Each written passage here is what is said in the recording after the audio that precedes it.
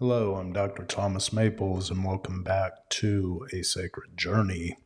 Today, we're going to explore a concept that I really love in regards to its impact upon the overall well being of our soul. It hits us at a level of honesty, at morals, as well as the values we create.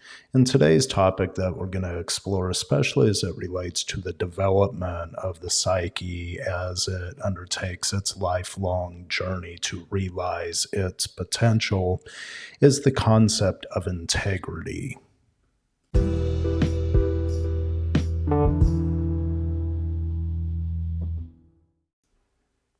I'm going to start today's podcast off with a little poem that I wrote on integrity entitled Integrity, the Courage to. Integrity is a cornerstone for moral courage and strength. It is not bestowed, but nurtured from within.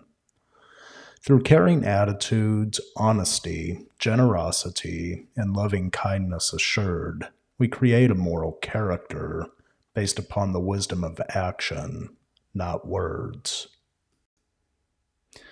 The wise man Lao Tzu once stated, "When you're content to be simply yourself and don't compare or compete, everyone will respect you." Now, what does this have to do with integrity? How could we create a life of meaning outside of the competition or comparedness we engage in to try and create a litmus by which to live our life? As I have been on a hiatus for a while and really engaged in some other areas of my profession as well as my dreams, I began to reflect upon what was, and I couldn't help but think for one moment, what beauty of character and inner potential could we achieve if we just took one moment to integrate all that is around us towards a point of integrity or a single focus that may help us to not only chart the course of our life's direction, but ultimately create a means by which we could arrive at the destination that we're pointing to. I was first exposed to this kind of idea from Hermann Hesse's novella Siddhartha, where the young Brahmin prince was really yearning to achieve an ultimate aim of himself, but he always saw that aim of self as being separate from who he was in the moment, as if it was something of an arrow that he had to shoot towards. Now, as I begin to reflect on this, to have integrity is to integrate as a whole that vision that we look at from outside and the vision we have of ourselves from inside and begin to meld them into one. In depth psychology, this is a bit of an alchemical process by which we can create inner gold, even if all that we have to mend the ingredients from within are ashes from a past that may or may not have burnt us at a personal or psychological level. So, what is integrity? Well, integrity's simple. Do what you say and say what you'll do. No, do not pay lip service for the immediate gratification of wants. I think social media really is an active portrayer of this, especially as it relates to showing only the light without the shadow that it casts. No, integrity is created through action. We hear such words as will, approaching something from a perspective of putting blood, sweat, and tears into it.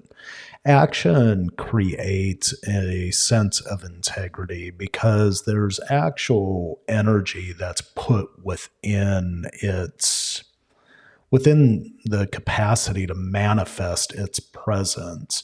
And without will, without any form of work behind it, what we have is really just a shining beacon of light that fails to show the dangers of the rocks that may underlie the sea to get to that point of light.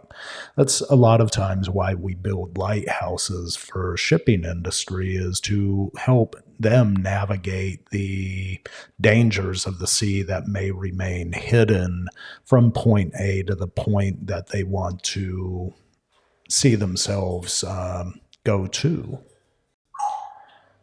Now, to be integral is to mend the chasm inherent within the psyche. Yes, we all have a chasm present.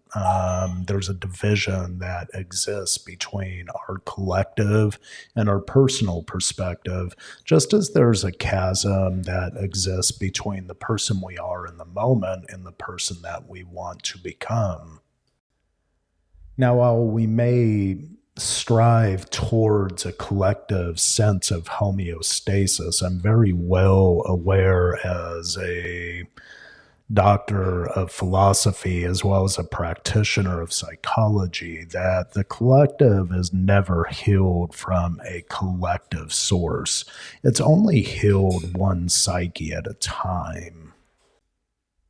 So, to create integrity, we have to move beyond the 3 to 15-second attention span that may be buying for our dollars, or even more preciously, our time, and create practices, if not multiple, at least one practice that allows us to sit, to reflect, and to integrate everything that is coming at us from outside and begin to determine a course of action we want to engage from within in order to mediate either in an active or a passive but semi fluid state, a fluid role in our engagement with the environment, both from an internal and an external presence.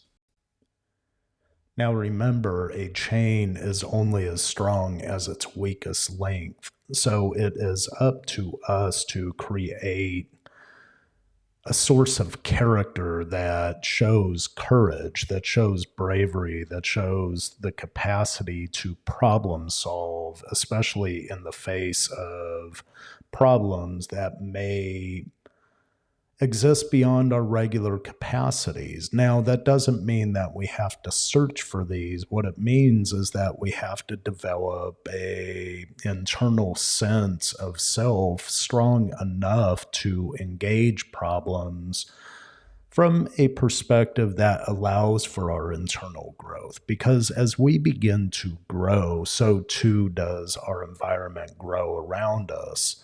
When a parent begins to grow in relationship to something higher than themselves, they begin to show the way, to enlighten the way for their children to do the same thing. If a parent is attending school, their children begin to see the positive aspects of the transformation their parents are undertaking to better themselves, and that becomes a lived example, let's say, of children seeing the benefits of education or the benefits of learning. Now, if children do not see these positive examples, what ends up happening is they end up developing their own shadow material in relation to them. If school or education simply not cared about, that's what they see within the family, that is the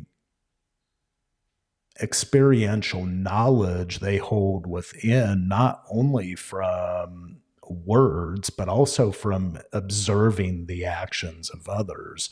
So it is us to really say what we're going to do and do what we'll say.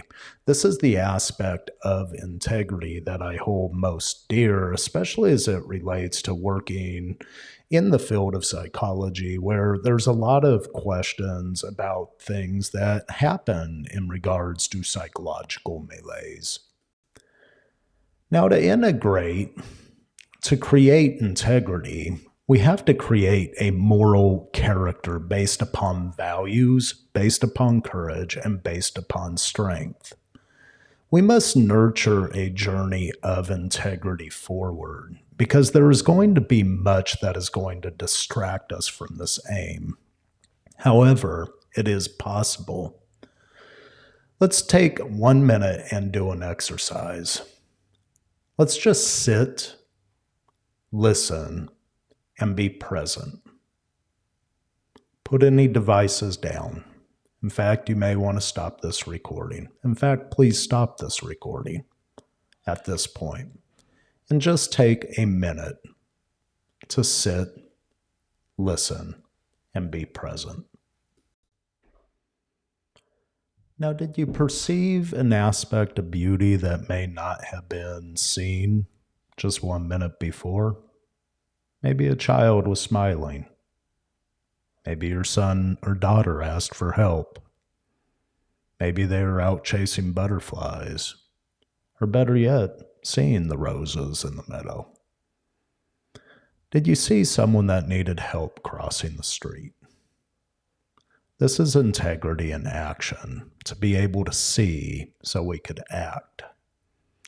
Integral nature is possible, but it is an inside job. Like Job, in the book of Job, we too must face perils and tests that create and promote that inner resolve that we all have, hopefully, to examine our moral character. Our moral character, the root of integrity and the values that it holds clear, has to be engaged in our capacity to be honest with ourselves and to be honest with others. If we aren't honest, as is far too the case this day and age from what I see in the media, politics, where lies are prepackaged as truths and the actual truth is being sold as a lie. Let's get real. Let's call roses for roses and crap for crap. Let's call lies as being lies. And let's call truths as being truths. Even if they may disagree with others' opinions.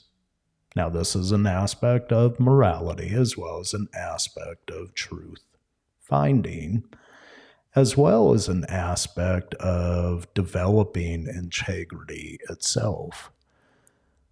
Let's create a means by which middle ground could be found within two polarized opposites. That is what civility is. That is what integration is, the mending of two divides somewhere in the middle.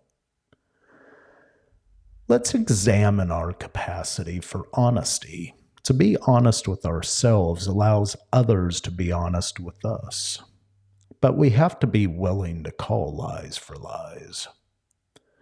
We also have to be willing to back up what we do by our sayings and to say only what we will do. Now, that may have come out slightly wrong, but mean what we say what we'll do, and do what we'll say.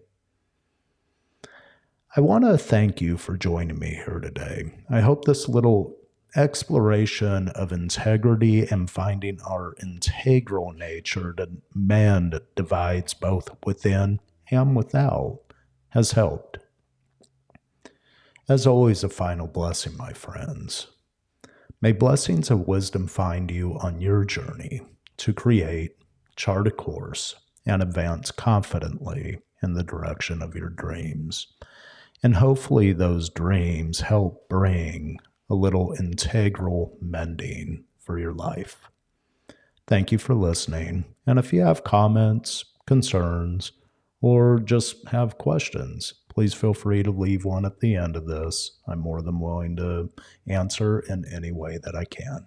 Thank you for now.